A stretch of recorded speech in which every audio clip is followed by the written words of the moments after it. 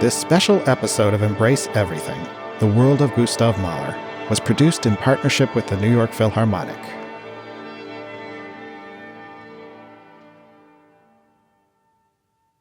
The film Maestro, starring Bradley Cooper, opens on the young conductor Leonard Bernstein when he's just 25 years old.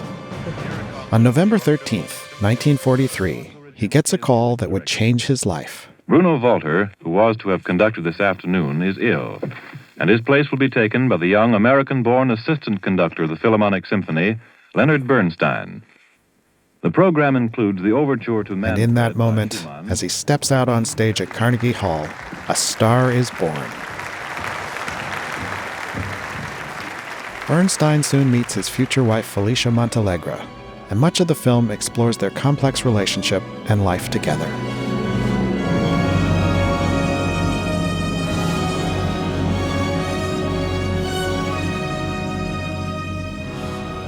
But towards the end of the movie, there's a pivotal scene that encapsulates what Bernstein's whole musical journey was all about. It happens in 1976 at the Ely Cathedral in England, and it's a 6-minute reenactment of Bernstein conducting the finale of Mahler's Second Symphony. This musical event is a gutsy bit of filmmaking to present such a relatively long piece of music in the context of a Hollywood movie. Bradley Cooper reportedly spent 6 years preparing his conducting skills to perform this scene.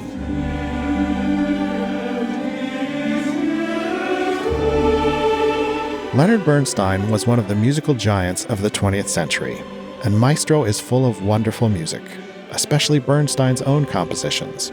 But this scene with Mahler's music is the great climax of the film. And this is because, of all the hundreds of composers he conducted, Bernstein is considered to be more closely connected to Mahler than any of the others.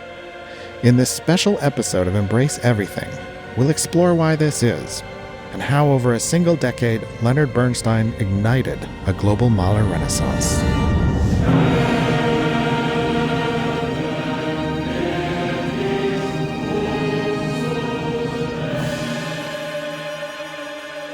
In addition to his incredible musical talents and personal magnetism, Bernstein was able to inspire so many people with his enthusiasm for music because of a key tactical decision. In the 1950s, he harnessed the new technology of the time, television. When my dad took over the Philharmonic in 1957-58 season, the first thing he did was to persuade CBS television to put them on TV. This is Jamie Bernstein, his daughter. And there had never been anything like that before. And there was a big premium back in those days on getting culture. After World War II, everybody in the U.S. was really into knowing stuff. Book of the Month Club, Record of the Month Club, and, learn about classical music. It was a thing. And so it was very much in keeping with that sensibility at the time to put young people's concerts on television, because everybody wanted to know more about classical music, and the parents wanted their kids to learn about classical music too. The young people's concerts were a combination of music and lecture, a sort of show and tell with an orchestra. And beginning in 1958, they were televised. Bernstein went on to write, narrate, and conduct 47 televised young people's concerts over an 11-year period. Each episode was seen by 10 million people in the United States at the time. They were also eventually broadcast in 29 other countries. On February 7th, 1960, for his Young People's Concert broadcast from Carnegie Hall, Bernstein decided to make his theme a little-known composer from the late 19th and early 20th century. The orchestra opened the concert with a short piece, and then Bernstein turned to the audience. I'll bet there isn't a person in this whole Carnegie Hall who knows what that music is. Or maybe some of you do, because you've peeked at your programs and you know that today's concert is about a composer called Gustav Mahler. But who is this Mahler? Has any one of you ever heard of him? I'll bet not, or at least only very few of you. See, Mahler isn't one of those big popular names like Beethoven or Gershwin or Ravel, but he's sure famous among music lovers. In fact, we're playing an awful lot of Mahler these days right here at the Philharmonic. There's one of his pieces on every program for at least 2 months. And the reason is that this year is his 100th birthday. Imagine, he would have been 100 years old in July if he were still alive. At this point, the late 1950s, the world had sort of forgotten about Mahler. Throughout his life, his music was largely panned by critics, and later even banned by the Nazi regime because he was Jewish. But when Leonard Bernstein took over as music director of the New York Philharmonic, he insisted on a centenary festival for Mahler. And during the 1959-1960 season, the orchestra performed many of Mahler's works. These performances were conducted by Leonard Bernstein, Bruno Walter, and Dmitri Mitropoulos. Mahler himself had been the music director of the New York Philharmonic from 1909 to 1911. They gave many beautiful concerts with Mahler right here on this same stage of Carnegie Hall, and I'm very proud to stand here on the same stage with the same great orchestra because Mahler was one of the greatest conductors that ever lived. Of course, I never heard him conduct myself, but everyone who did hear him said he was simply marvelous. Because of his life as a superstar conductor, the only time Mahler had for composition was during the summers. But still, I admit it's a problem to be both a conductor and a composer. There never seems to be enough time and energy to be both things. I ought to know because I have the same problem myself. And that's one of the reasons why I'm so sympathetic to Mahler. I understand his problem. It's like being two different men locked up in the same body. One man is a conductor and the other is a composer, and they're both one fellow called Mahler or Bernstein. During this concert, Bernstein performed parts of Mahler's Fourth Symphony for his young audience. But months before the broadcast, he tested it out on sort of a little focus group, his own children. It was the first Mahler symphony I was ever exposed to. Jamie Bernstein was 9 years old. It was summer, and we were down by the pool. My brother and I were swimming around in the pool, and our dad had brought down the portable record player to poolside. You had to go down a whole bunch of little stone steps. It was kind of down a hill.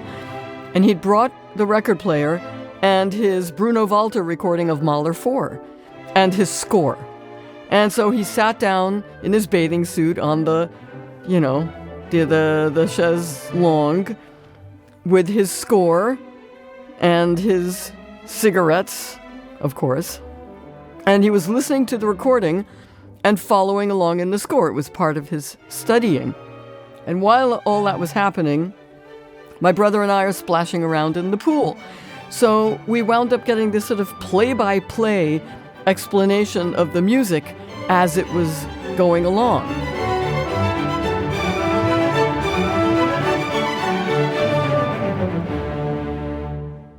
Leonard Bernstein was the first American-born music director of the New York Philharmonic, and also its first native English speaker. It wasn't just his musical insights, but also the way he spoke to the audience that had a huge impact in these young people's concerts.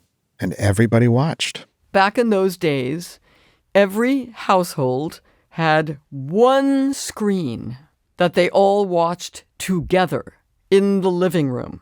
The entire family, multiple generations, everybody had to decide, however they did it, what they were going to watch together.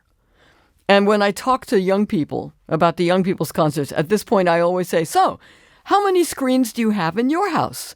Oh, the hubbub that starts up in the room where I'm telling them to do this. Everybody gets all excited. Oh, I have 8. I have 11, And then I say, well, imagine what it was like to have that one screen in the house. And because there was only the one screen, it meant that whatever was on TV was making a gigantic impact on everybody, young and old alike. And that is one of the biggest reasons why the young people's concerts were such a big deal.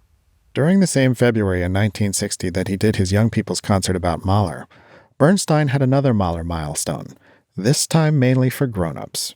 He made his first recording of a Mahler symphony with the New York Philharmonic, the fourth, with soprano Rari Grist.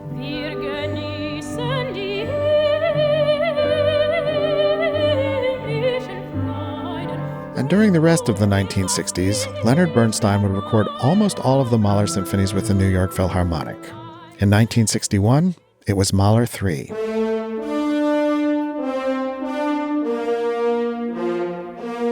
In 1963, they recorded Mahler 2 and Mahler 5.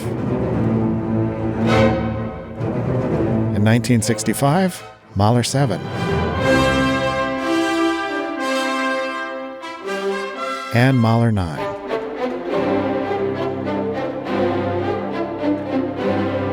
In 1966, Mahler 1.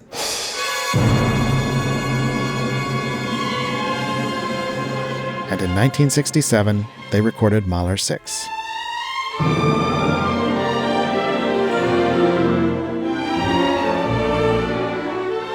The only one the New York Philharmonic didn't record was Mahler 8, his most gigantic symphony, for huge orchestra, double chorus, and 8 soloists. But Bernstein recorded this one with the London Symphony Orchestra in 1966.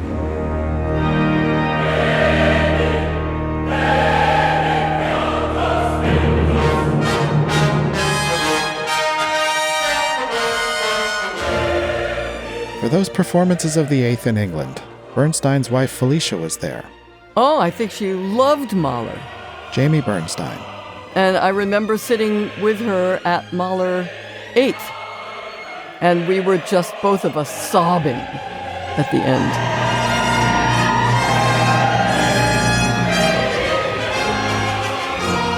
It was a very strong combo. Bernstein and Mahler, very strong combo. And if you were lucky enough to catch them doing their thing together, boy, it was a lot. Especially Mahler 2, because it's so enormous and it's so overwhelming just in its sheer construction. The Second Symphony was the first Mahler symphony Leonard Bernstein conducted, and for over a decade, it was the only Mahler symphony he performed. From the beginning, Bernstein clearly felt a special connection with Mahler. For an early Boston performance in 1948, one reviewer wrote, "It is difficult to write calmly and impossible to write adequately about what took place at Symphony Hall yesterday afternoon. Take my word for it, no such excitement has been seen in Symphony Hall in many a year." His whole approach to conducting was to try and imagine being the composer, composing those notes and choosing those notes. And because he was a composer, he could do that. He could put himself in the mind of the composer and imagine them choosing those very notes. And that enabled him to really evoke the composer's intentions. And sometimes with Mahler, it was like he was channeling the guy. It was almost spooky. Bernstein said he identified with every composer he conducted, but when he performed Mahler, he felt like he had personally composed Mahler's music himself. And the two men did share an amazing number of similarities. Both had difficult relationships with their fathers. Both came from distinctly unmusical families. Mahler's father ran a tavern and distillery. Bernstein's father ran a hair and beauty supply company. As musicians, they each presided over a decade-long golden era at the institutions they led.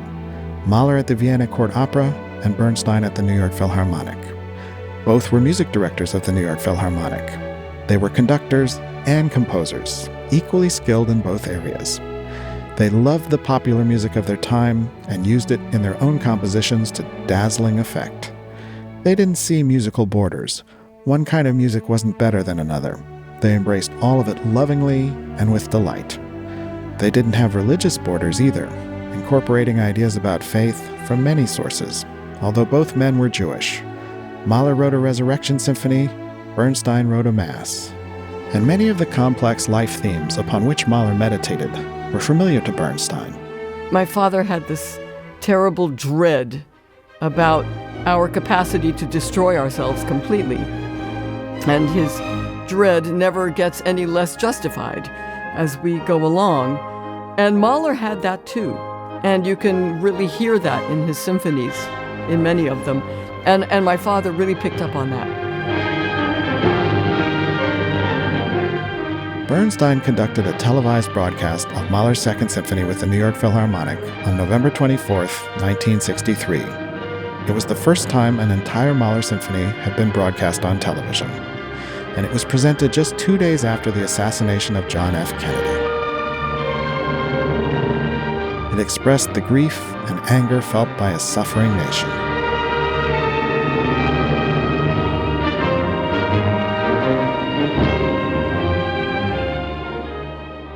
And almost 5 years later, on another deeply tragic occasion, Bernstein would conduct the Adagietto from Mahler's Fifth Symphony at the funeral of Robert Kennedy.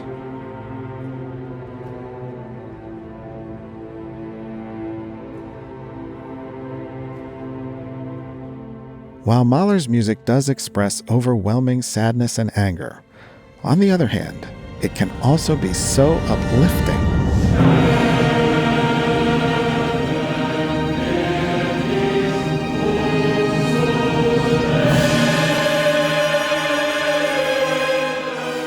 I think they both had that same sense that by writing beautiful, emotional music, they could raise everyone, every listener, up to that higher level of discourse where everyone got along and everyone was literally and figuratively in harmony.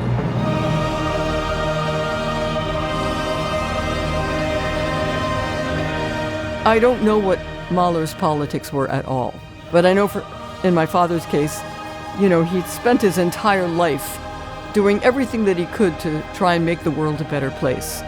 And he did it constantly through his music making, both as a performer and as a composer.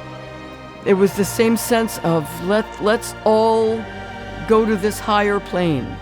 And by experiencing the sharing of that higher plane, that will help us all to go back down to the lower plane and get along and figure things out.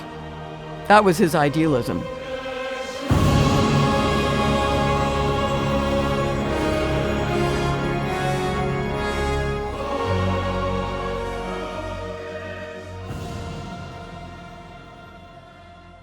The musical lives and legacies of Bernstein and Mahler became even more intertwined in 1967, when Columbia Records released the first ever box set of all the Mahler symphonies, conducted by Leonard Bernstein. Here's Gabe Smith, archivist for the New York Philharmonic. It's such a physical representation of this moment, how big it is, how heavy it is. 14 records in a leather-bound case. There were the symphonies, of course, but the set also had some special items along with the music. There was an interview with Anna Mahler, Mahler's only surviving daughter. Among other things, she described how their family lunches had to be eaten in absolute silence because Mahler was meditating on very serious subjects. When he suddenly took notice of me, the complete change, and as if it were a burst of warmth, that I remember so well. It didn't happen often because he didn't have time, but suddenly he took notice of me. And the change in the face, these are my memories. The box set also contained a 2-hour radio program called I Remember Mahler, in which William Mallock interviewed musicians who had worked with Mahler, talking about what he was like. He treated his musicians like a lion tamer his animals. He was the best loved and the best hated man in Vienna in musical circles. And here we see one of the great differences between Bernstein and Mahler as conductors. Bernstein's orchestras adored him for his enthusiasm and affection. Mahler's orchestras were terrified of his demanding perfectionism and sardonic comments. Finally, the box set of recordings contained an article written by Leonard Bernstein, originally published in High Fidelity magazine, entitled Mahler, His Time Has Come. In the article, Bernstein says that Mahler foretold all the horrific conflicts we would see in the 20th century, and that his music showered a rain of beauty on this world that has not been equaled since. It's a great read if you think about what's going on in the world in the late 60s. Of course, that's what Bernstein did. Gabe Smith. He was always connecting things to the time, either that they were in, that's what he's doing with Mahler, or the time that he is in. Making these connections that are broader than music was his bread and butter. You can see Bernstein making these connections in the actual scores he conducted from. His entire collection of scores was donated to the New York Philharmonic archives after his death. The notes in the margins, like a lot of what goes into this essay, this box set essay, that's the high fidelity essay, that's all worked out in the scores. An idea could come out of one fermata, one pause, one phrase structure. Like you see those thoughts being worked out as he's looking at the music. There's also one very special score in the New York Philharmonic collection, Mahler's First Symphony. And that's one of the ones that actually didn't originate with the Philharmonic. That originated with Mahler. Like Bernstein, Mahler is making changes every time he's performing something. I mean, that's the sense you get.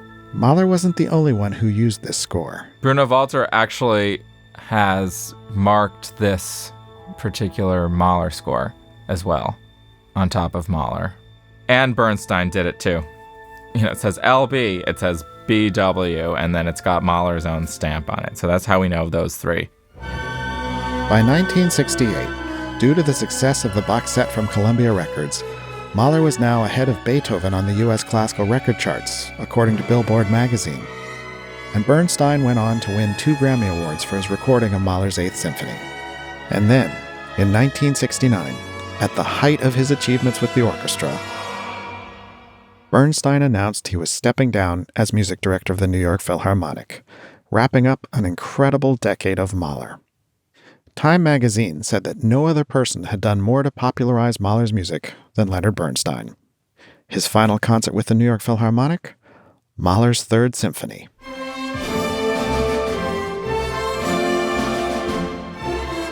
After the performance, there were speeches, including these comments by the chairman of the Philharmonic board at the time, Amyas Ames. This concert marks the 10th year of Leonard Bernstein's leadership. Tonight he conducted his 939th concert, a record no other music director has approached. We are celebrating the occasion by appointing him Laureate Conductor of the New York Philharmonic. Laureate Conductor was a title that the New York Philharmonic had never bestowed upon anyone else. The board also wanted to present Bernstein with an unusual special gift, not exactly a gold watch. So we have given him a Chris Craft motorboat. For he and his family love to water ski and to speed over water. The boat is called the Laureate, and we know it will be bathed in salt spray because we know Bernstein.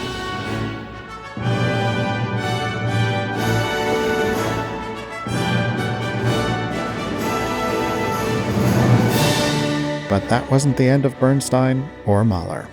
After his music directorship with the New York Philharmonic ended, Bernstein would continue to fly the Mahler flag proudly, and his Mahler concerts around the world were events never to be missed. He famously put a huge sticker on his score of Mahler 6 that said, Mahler Grooves, and he would record another complete cycle of Mahler symphonies, although this time with several orchestras. Gabe Smith. This is the next phase of his career. This is him, in these privileged guest conductor positions around the world. Bernstein's Deutsche Grammophon Mahler cycle in the 1980s would include the New York Philharmonic, the Royal Concertgebouw Orchestra of Amsterdam, and the Vienna Philharmonic. And he would also record a complete Mahler symphony cycle on video as well. After all this, did Mahler's music have an impact on Bernstein's own compositions? Jamie Bernstein. I hear lots of Mahler in my father's music. The Kaddish Symphony has so much Mahler in it because it has that same, sense of calamity about the human race. And so I think there's a lot of Mahler emotionally, if not musically.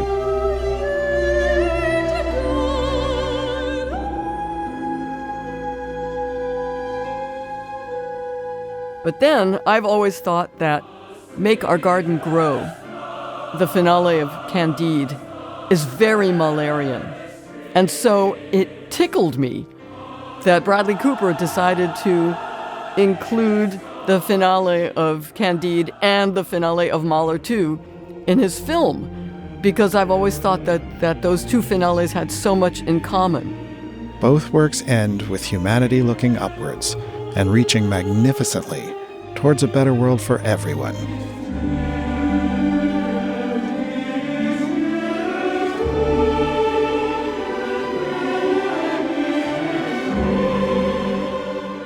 Gustav Mahler is buried in Vienna.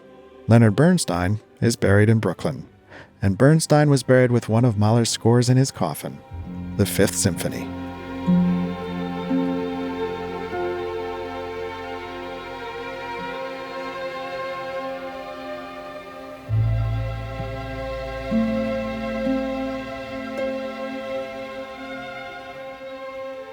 You've been listening to a special episode of Embrace Everything, the world of Gustav Mahler.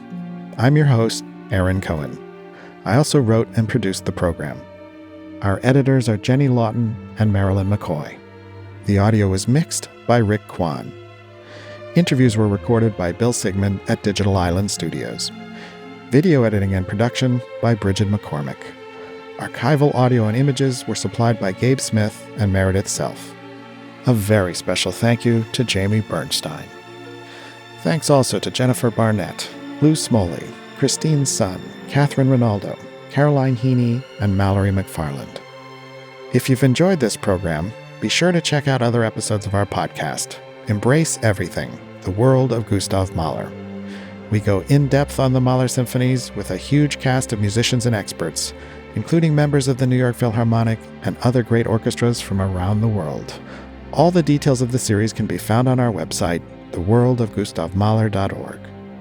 And if you'd like to hear a great Mahler performance, be sure to check out the New York Philharmonic season at David Geffen Hall in New York. Until next time, I'm Aaron Cohen.